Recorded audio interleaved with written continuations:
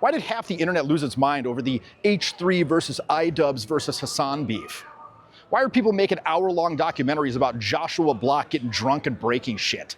Like, why do you know about any of this in the first place? Well, because parasocial drama is the new crack. Like, crack's pretty good, but this shit's better. Your nervous system doesn't just want content, it wants conflict, it wants villains, heroes, a storyline where you're part of the battle. But in real life, your job sucks, your social life's a Netflix queue, your relationships are shallow or non-existent. So when Ethan calls Hasan a snake, or Josh goes goblin mode in the streets, put the fries in the bag, it feels like real conflict.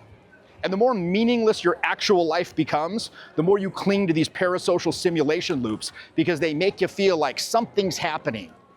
But it's not. It's fake. You think you're watching the drama, but in reality, you're self-medicating. Because every hour that you spend analyzing their beefs is an hour that you don't have to face your own. Put the parasocial crack pipe down. Real life's waiting, but it won't wait forever.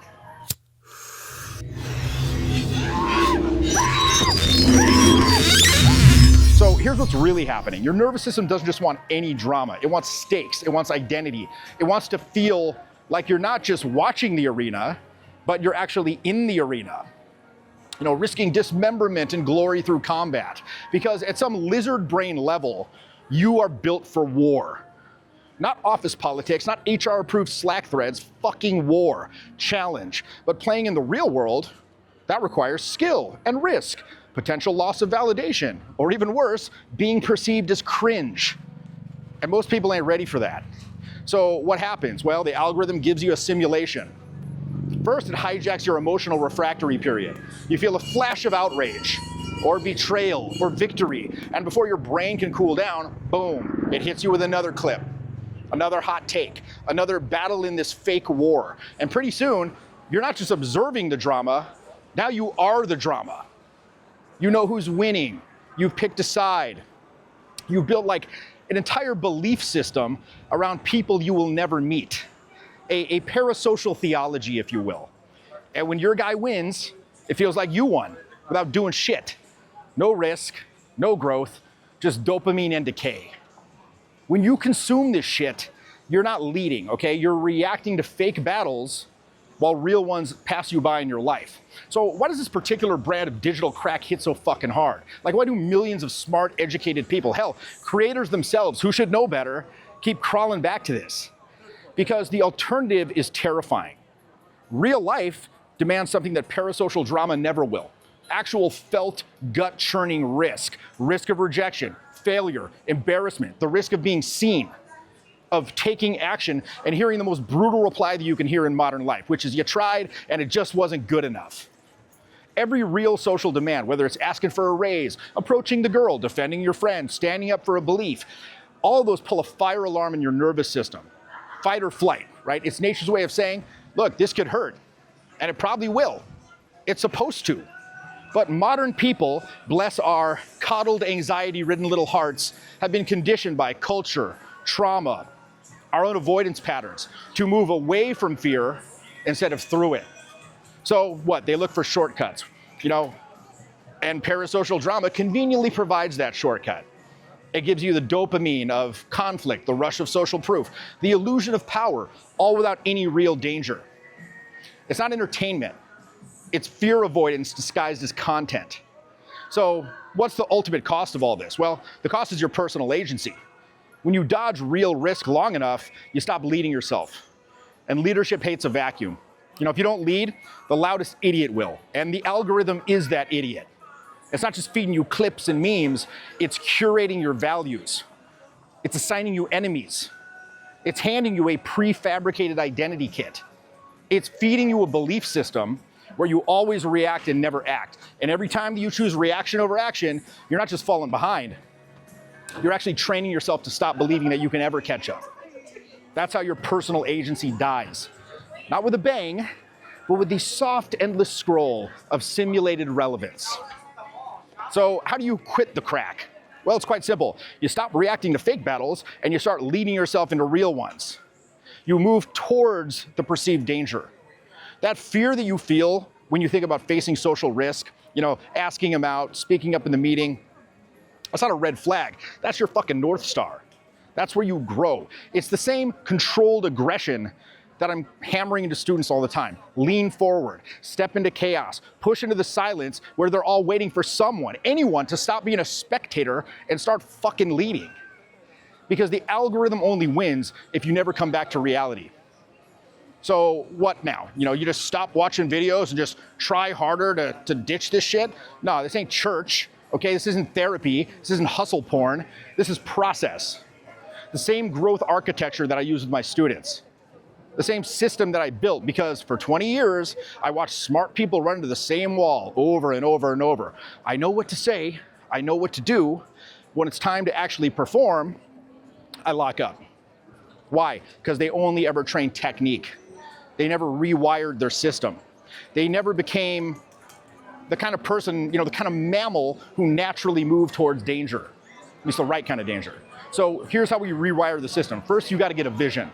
Most people never stop to ask, what the fuck kind of person do I want to become? What social world do I want to actually create around me?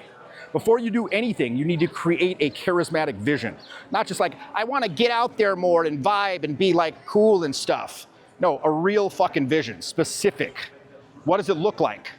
When you walk into a bar, what happens? When you see someone you want to talk to, what does it feel like in your body? When your last friend leaves the party and you're there alone, do you suddenly become the person staring at their drink over in Chode Corner? Or the person who's able to go and mingle and make new friends? No, this isn't hypothetical, okay? Your nervous system needs to see it. Because otherwise, every rejection will feel existential. Every success will feel like an accident. And like most people, you're gonna chalk up your failures to some vague, inherent personal flaw. I guess I'm just not a social person. Maybe my dad didn't hug me enough. But with vision, even the rejections become plot points, okay? Vision turns every moment from, why is this happening to me, into, oh, okay, another brick in my palace. Step 2, you need to understand the social demands that are gonna be placed upon you. You got your vision, but that vision demands a price. You want extraordinary social results, you gotta do things that ordinary people can or will not do. Right? You want gangster results, you gotta do gangster shit. So that means going up and saying something more advanced than, hey, what's up? Learning how to create a vibe, not a conversation. Learning how to break rapport without fear. Learning how to lead the interaction forward when every cell in your body is screaming, abort, abort, abort. How to hold attention, amplify attraction, take the hits, and keep going. And quite simply, you're not gonna know what those demands even are until you feel them in real life, right? In four-dimensional meat space, not just in theory world. Most people think they know what it's gonna take. They show up to boot camp with their cute little preconceived notions, and they're like, I'll just be natural. I'll say what comes to mind. I'll let it flow naturally. And then reality shows up with a fucking sledgehammer. It's like, knock, knock, who's there? Reality, fuck you. Because the social demands for the results you want are orders of magnitude beyond those for what you expect. So you gotta come to a very clear-eyed understanding of those demands first, okay? Step 3, you need to understand how your conditioning is preventing you from taking the actions that would get you those results. So, you got your vision, you understand the demands, and yet you can't do it. Why? Well, because you're not free. Your face isn't free, your voice isn't free, your body definitely not fucking free. Again, you think you're making choices, but really you're following a script of inhibition that was designed to protect you from the judgment of the group. And the very thing that stops you from expressing yourself freely is the same thing that punishes you for even trying, right? It's that voice in your head that says, what are they gonna think? You'll look stupid, don't be weird, stay small. This is negative social counter conditioning. So step 1 to getting rid of it is quite simply awareness. Like, where exactly am I freezing? What triggers it? How does that feel in my body? What thoughts spike in? And it's very important to note here, this has to be awareness without judgment, okay? Because judgment is how the virus feeds itself. You notice the inhibition, you judge yourself for it, that reinforces it, and it just repeats forever in a vicious cycle.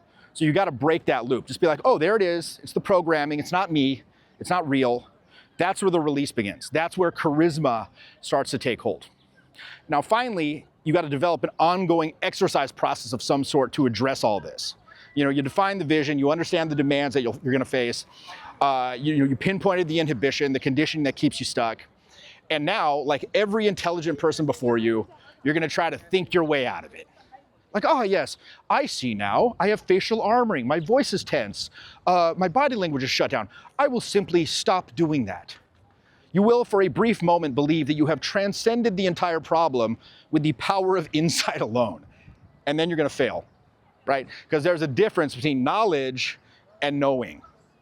Decades of social conditioning is gonna disappear in a moment of intellectual clarity, right? These things have to be exercised out again and again and again in the field, under pressure, until the new pattern becomes who you are. This is why I created Charisma Mastery, the mentoring, the boot camp.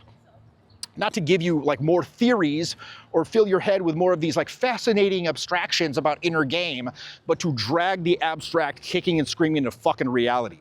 To take the swirling chaos of all these forces inside of you, the emotion, your voice, psychology, that once may have felt like a chaotic labyrinth, and we turn that into a gym where you don't just understand charisma, you train it daily. Where the hidden gears of wit, humor, confidence stop being mysterious and they become actual drills. Feedback loops, embodied patterns. We go out, we train this shit in the real world, not in front of a fucking mirror at home. Drills where your voice is pushed into full range, your body reclaims space. You hold eye contact, not as some tactic, but as a declaration. You break rapport on purpose just to feel your nervous system spike and then survive it.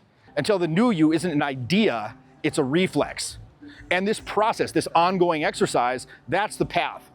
That's the price you pay to become a socially dangerous, charismatic force of nature instead of a fucking spectator high on algorithmic escapism. Parasocial drama isn't just content, it's an identity factory. And every hour that you consume it, you're shaping yourself into a reactive identity. That's why this shit feels so inescapable. It's not just hijacking your attention, it's hijacking your entire sense of who you are. But when you take proactive action, when you lead yourself into real world challenge, you flip that frame. You stop being a character in some random idiot's drama, and you become the author of your own idiotic drama. Like beast mode, quote unquote, it's not about being fearless. It's about being willing to enter the chaos anyway. So now, the only question left is this. Are you ready to stop living as an extra in these idiots' storyline? Are you ready to stop reacting and start leading?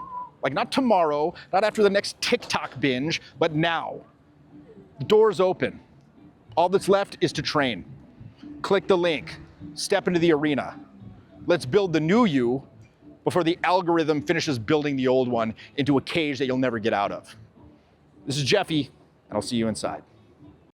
Hey, what's up, everybody? This is Matt, and I just completed the boot camp in Miami with Jeffy, and wow, it was a really incredible experience. At first, I was like, what have I got myself into? I was, really nervous, but you go out there and you start taking action, and I realized how quickly, things can change, how quickly things can happen when you're taking deliberate action. And it was a great way to get out of your comfort zone and, see what you're capable of. My biggest takeaway is you don't need money, you don't need to dress a certain way. You can do it just like you are now. Really great for the experience.